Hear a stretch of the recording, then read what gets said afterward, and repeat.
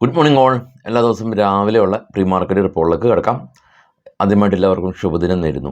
കഴിഞ്ഞ വെള്ളിയാഴ്ച ദിവസം US മാർക്കറ്റ് വലിയ തോതിൽ ഇടിഞ്ഞു. അതുകൊണ്ട് തന്നെ ഇന്നലെ ഏഷ്യൻ മാർക്കറ്റ് എല്ലാം തന്നെ ഇടിവിലാണ് ഉണ്ടായിരുന്നത്. നമ്മുടെ നിഫ്റ്റി ഒരു ഗ്യാപ് ഡൗണിൽ ഓപ്പൺ ചെയ്തതിന് ശേഷം പിന്നീട് ഒരു ശക്തമായിട്ടുള്ളൊരു കുതിപ്പാണ് കണ്ടത്. എസ്പെഷ്യലി ഫിനാൻഷ്യൽ കമ്പനീസിൻ്റെ ഒരു സപ്പോർട്ട് കാരണം. ഇന്നലെ ഫിനാൻഷ്യൽ കമ്പനീസ് റാലി ചെയ്യപ്പെടാനായിട്ട് വേറൊരു കാരണമുണ്ട്. അതായത് ഇന്നലെ വിദേശ ധനകാര്യ സ്ഥാപനങ്ങൾ 1700 കോടി രൂപക്ക് ബൈയിങ് ആണ് നടത്തിയത്. ആഭ്യന്തര ധനകാര്യ സ്ഥാപനങ്ങളും ബൈയിങ് ആണ് നടത്തിയത്. അപ്പോൾ നെറ്റ് ഇൻസ്റ്റിറ്റ്യൂഷണൽ ആക്ടിവിറ്റി എന്ന് പറയുന്നത് ഇൻഫ്ലോ ആയിരുന്നു ഉണ്ടായിരുന്നത്. അതും ശക്തമായിട്ടുള്ളൊരു ഇൻഫ്ലോ. അത് കാരണം റീറ്റെയിലേഴ്സും അവരുടെ കൂടെ പോയി മാർക്കറ്റ് റീബൗണ്ട് ചെയ്തു. ഇന്ത്യ വിക്സ് 7% കൊളാപ്സ് ചെയ്തു. അതിനുശേഷം ഇതിന് വേറൊരു കാരണമുണ്ട്. നമ്മൾ മാർക്കറ്റ് ട്രേഡ് ചെയ്യുന്ന അതേ സമയത്ത് തന്നെ ഡോ ഫ്യൂച്ചർ പോസിറ്റീവായിരുന്നു. Dow future almost 24 hour trade ചെയ്യുന്നുണ്ട്. ഡോ ഫ്യൂച്ചർ പോസിറ്റീവ് ആയതുകൊണ്ടാണ് ഇതെല്ലാം തന്നെ സംഭവിച്ചിട്ടുള്ളത്. കൂടാതെ തന്നെ യൂറോപ്യൻ ഫ്യൂച്ചറും പോസിറ്റീവായിരുന്നു. ഇന്നലെ യൂറോപ്യൻ മാർക്കറ്റും പോസിറ്റീവിൽ തന്നെ അടച്ചു. അതിനുശേഷം US മാർക്കറ്റ് ഓപ്പണായി. മാർക്കറ്റ് ഓപ്പണായപ്പോൾ USലെ വിക്സ് 14% കൊളാപ്സ് ചെയ്തു. കൂടാതെ തന്നെ ഡോയും നാസ്ഡാക്കും ശക്തമായിട്ടുള്ളൊരു റാലി രേഖപ്പെടുത്തി. അപ്പോൾ നമ്മൾ മാർക്കറ്റ് ക്ലോസ് ചെയ്തതിന് ശേഷവും പോസിറ്റീവായിട്ടുള്ള കാര്യങ്ങളാണ് സംഭവിച്ചിട്ടുള്ളത്. ഇപ്പോൾ അതിൻ്റെ ഒരു ഇമ്പാക്റ്റ് എന്നോണം ഏഷ്യൻ മാർക്കറ്റിൽ റിക്കവറി കാണുന്നുണ്ട്. നമുക്ക് ആദ്യം ഗ്ലോബൽ മാർക്കറ്റ് ഒന്ന് നോക്കാം. ഏറ്റവും താഴെ കാണാം നാസ്ഡാക്ക് 193 പോയിൻറ്റിൻ്റെ ഒരു റാലിയും ഡോ 484 പോയിൻറ്റിൻ്റെ ഒരു റാലിയും നേടി. FTSE CSE 40 DAX, European, France, German മാർക്കറ്റുകൾ പോസിറ്റീവിൽ ക്ലോസ് ചെയ്തു. US വിക്സ് 14% കൊളാപ്സ് ചെയ്തിരുന്നു. നമ്മുടെ ഇന്ത്യ വിക്സ് ഇന്നലെ കാണാം 7% കൊളാപ്സ് ചെയ്തു. ഇപ്പോൾ ട്രേഡ് ചെയ്യുന്ന ഡോ ഫ്യൂച്ചർ ഫ്ലാറ്റാണ്. ഏഷ്യൻ മാർക്കറ്റുകൾ പൊതുവെ മിക്സ്ഡ് ആണ് വിത്ത് സ്ലൈറ്റ്ലി പോസിറ്റീവ് സെൻറ്റിമെൻറ്റ്സ്. അതിന് മുകളിൽ ഏറ്റവും മുകളിൽ ബ്രന്റ് ഓയിൽ 71, അതിന് താഴെ ഗോൾഡ് $2506 പെർ ഔൺസ്, ഏറ്റവും ടോപ്പിൽ ബിറ്റ് കോയിൻ $56,000 എന്ന നിലയിലാണ് ഇപ്പോൾ നിൽക്കുന്നത്. കൂടാതെ തന്നെ US മാർക്കറ്റിൽ ലിസ്റ്റ് ചെയ്ത ഇന്ത്യൻ കമ്പനികളിൽ ഇൻഫോസിസ് പോസിറ്റീവിലായിരുന്നു, എന്നാൽ വിപ്രോ നെഗറ്റീവായിരുന്നു. ICICI ബാങ്ക് 2%, HDFC ബാങ്ക് 1.5%, GDRൽ റിലയൻസ് ഏകദേശം 0.5%, റാലി രേഖപ്പെടുത്തി. ബാങ്കിങ് സ്റ്റോക്കുകൾ ശക്തമായിട്ടുള്ള റാലി രേഖപ്പെടുത്തിയിട്ടുണ്ട്. ഇനി നമുക്ക് ഇന്നത്തെ പ്രധാനപ്പെട്ട സ്റ്റോക്കുകളുടെ കുറച്ച് വാർത്തകളിലേക്ക് വരാം.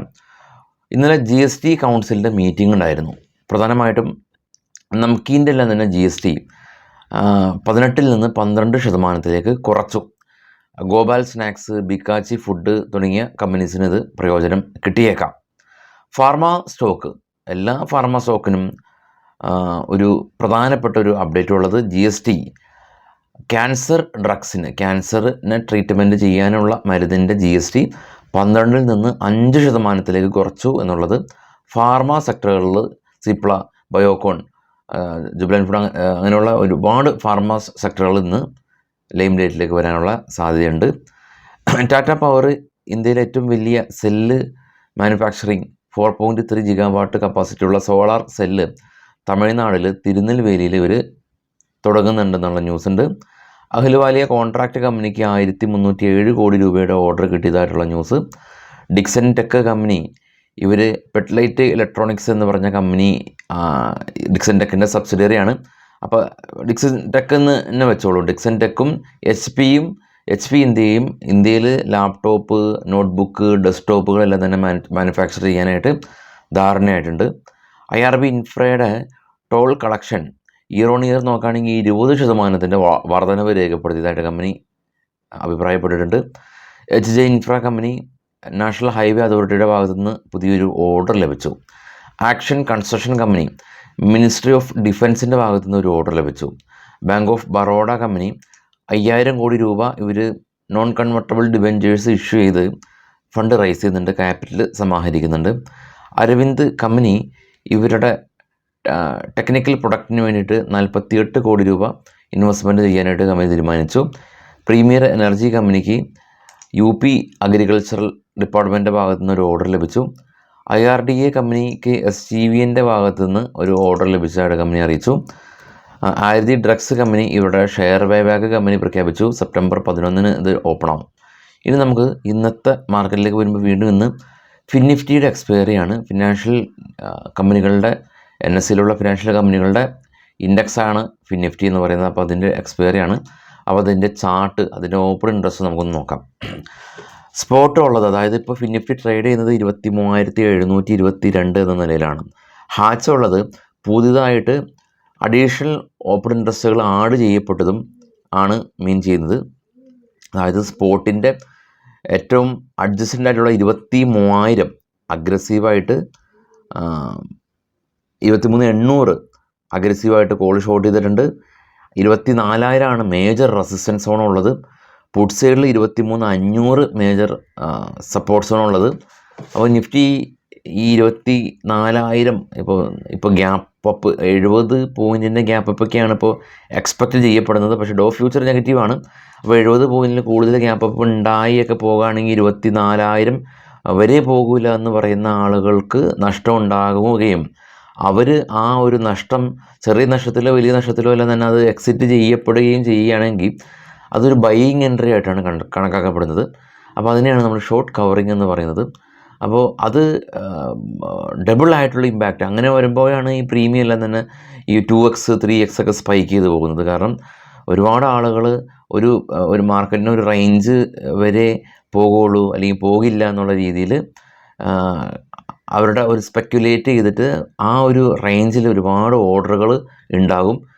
ആ ഓർഡറുകളെല്ലാം തന്നെ പെട്ടെന്ന് അത് എക്സിറ്റ് ചെയ്യപ്പെടുമ്പോൾ അവിടെ ഫ്രഷായിട്ടൊരു പുതിയ ഓർഡറാണ് സൃഷ്ടിക്കപ്പെടുന്നത്, ബൈ എൻട്രിയാണ് സൃഷ്ടിക്കപ്പെടുന്നത്.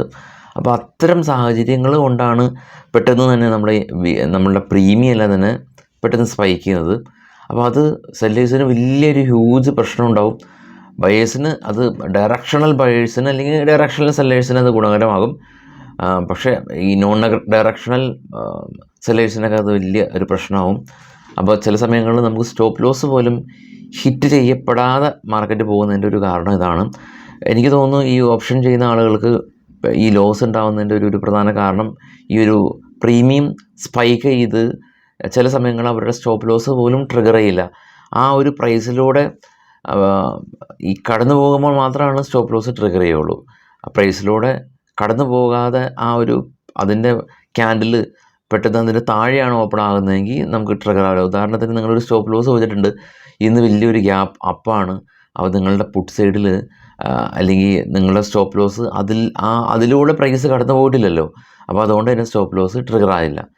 അപ്പോൾ അതിനെ ഒഴിവാക്കാനായിട്ട് stop loss limit order set ചെയ്യാം. അപ്പോൾ ഒരു പരിധി വരെ അത് ട്രിഗർ ആവും. സ്റ്റോപ്പ് ലോസ് മാർക്കറ്റ് ഓർഡറിലോ അത് ട്രിഗർ ആവാനുള്ള സാധ്യതയില്ല. അപ്പോൾ അത്തരത്തിലുള്ള ഇഷ്യൂസ് എല്ലാം തന്നെ നിലനിൽക്കുന്നുണ്ട്. അപ്പോൾ കോഷ്യസ് ആയിട്ട് തന്നെ ട്രേഡ് ചെയ്യുക. അത് കാരണമാണ് ഈ ആളുകൾ കൂടുതൽ നഷ്ടം ഉണ്ടാക്കുന്നു പറയുന്നതിൻ്റെ ഒരു പ്രധാന കാരണം ഇത്തരം പൊല്ലാപ്പുകൾ ഇതിൻ്റെ ഉള്ളിലുള്ളതുകൊണ്ടാണ്. അല്ലാതെ ട്രേഡേഴ്സ് എല്ലാം തന്നെ മോശമായ രീതിയിൽ ട്രേഡ് ചെയ്തത് കൊണ്ടല്ല. ടെക്നിക്കൽ ഗ്ലിച്ച് ഇതിന് പ്രധാന പങ്ക് വഹിക്കുന്നുണ്ട്. അപ്പോൾ എനിവേ വൈകിട്ട് 7 മണിക്ക് വിശദമായിട്ടുള്ള മാർക്കറ്റ് ന്യൂസായിട്ട് എത്താം. Thank you.